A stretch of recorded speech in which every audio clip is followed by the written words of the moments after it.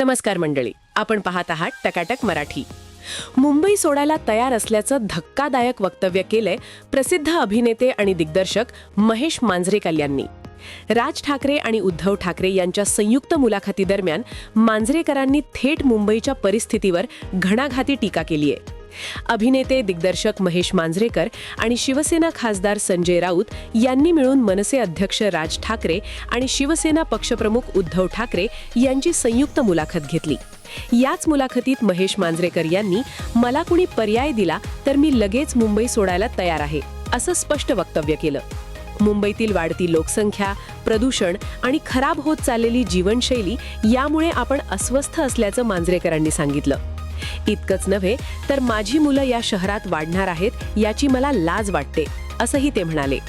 एक मुंबईकर म्हणून आज जेव्हा मी घराबाहेर पडतो तेव्हा मला लाज वाटते की माझी मुलं या शहरात वाढणार आहेत. आजचा एअर क्वालिटी इंडेक्स 183 आहे. बाहेर पडल्यावरही त्रास होतो.